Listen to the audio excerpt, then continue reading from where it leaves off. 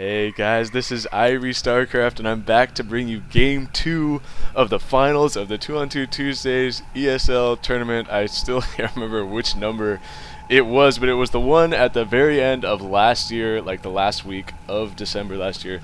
So this will be game 2, Aristeo and cubert, Team Empire. As we see cubert here, the red Terran, and his partner Aristeo, the teal Zerg. This game will be on Monlyth Ridge, and they are still undefeated in the tournament as far as I know. At least all the games that I was able to get, they have not lost yet. And last game they made very quick work of Team Wu, which is nTla, the green Zerg, and his partner Carpo, the purple Protoss, and they went down pretty quickly last game. The Zerg player nTla actually decided, as we see him throwing down a 10 pool, so he will be getting some quick lings out this game, it looks like.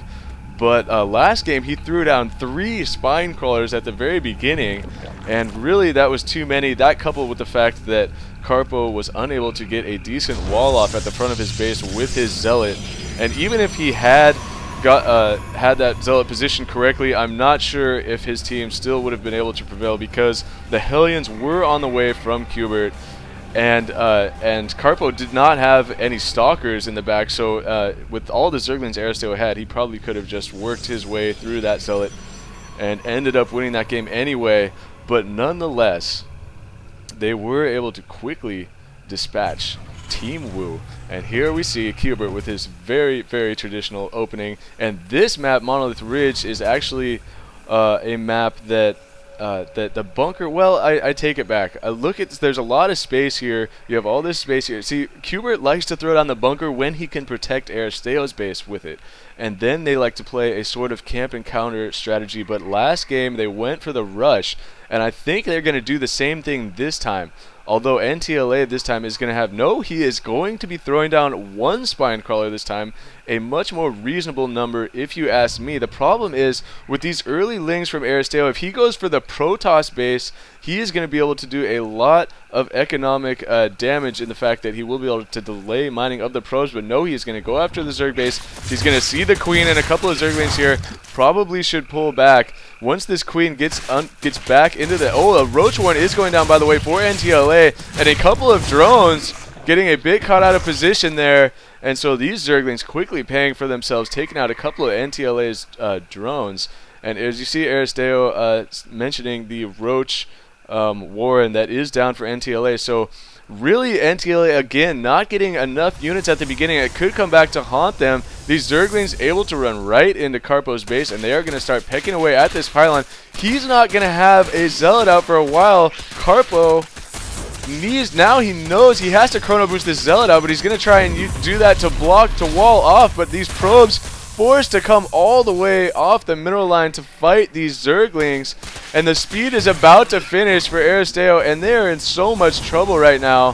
Finally that zealot is out for Carpo, and he's still not walled off properly there. The Zerglings were able to squeeze through, but that zealot looks like is going to be able to finally force back those Zerglings. But the economic damage done by those 6 initial Zerglings, so much from Aristeo.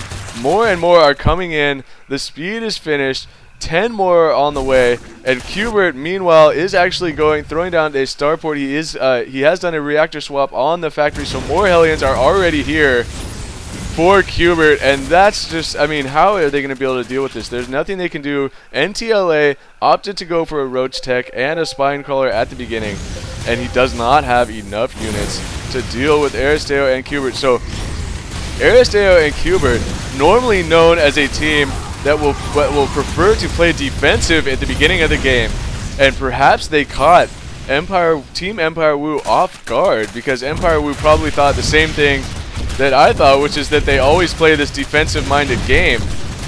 As this is basically over now, you can see the Hellions are even pressing the Zerg base, even using Hellions to fight roaches. That is how far in the lead that Aristeo and cubert are in, that they are, excuse me, and Carpo GG's and leaves the game. The Zergling's going to break these roaches here and finish things off. So perhaps a bit of deception. Aristeo and cubert switching up their strategy. I think the first game that I've seen cubert go with this strategy in this tournament, at least. We know he went for for the Hellion Banshee build. With the Banshee didn't even make it out. Actually, it was almost finished. He went for that same build against Protec in one of the most epic games that I've cast before. I think, no, actually I'm mistaken. I believe that might have been Sorcery that did that, so excuse me there. But either way, congratulations, Team Empire, Aristeo and cubert. They won the tournament, so that was a lot of pretty good games there. They were very one-sided. Pretty much all of them were one-sided, but Aristeo and cubert, a top-notch team. As you saw, there was an observer in this game,